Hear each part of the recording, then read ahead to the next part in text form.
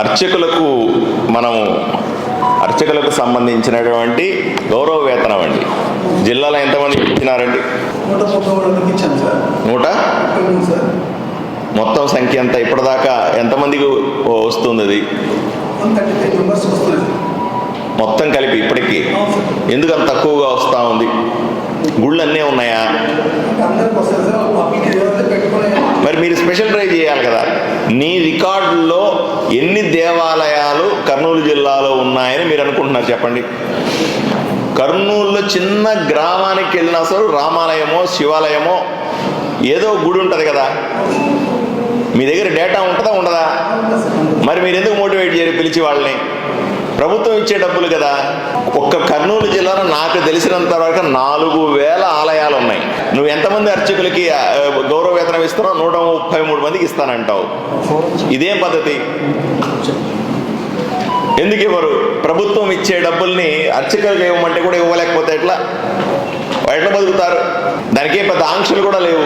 మేమంతా రెడీగా ఉన్నాం రికమెండ్ చేయడానికి, మేమంతా రెడీగా ఉన్నాం వాళ్ళకందరికి అందించడానికి. ప్రభుత్వం ఇస్తే కూడా కింద అర్చకులకు ఇవ్వలేకుండా మధ్యలో మీ పెత్తనాల వల్ల కదా ఇబ్బంది. మీరు స్పెషల్ డ్రైవ్ చేయాలి.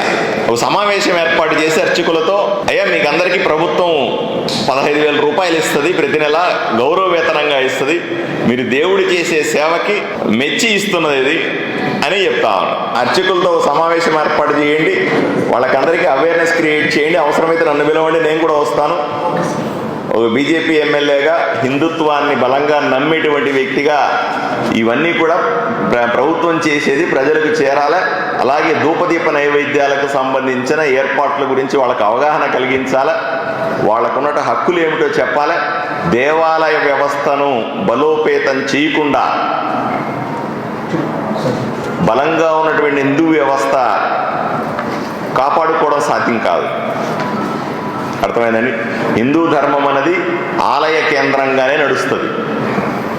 ఆలయం పటిష్టంగా ఉంటే హిందూ దేవాలయ వ్యవస్థ అంత బలంగా ఉంటుంది. హిందువులకు సంబంధించిన విశ్వాసాలు నమ్మకాలు బలంగా ఉంటాయి. దీని పట్ల సీరియస్గా ఉండాల్సిందే కోరుతా ఉన్నా.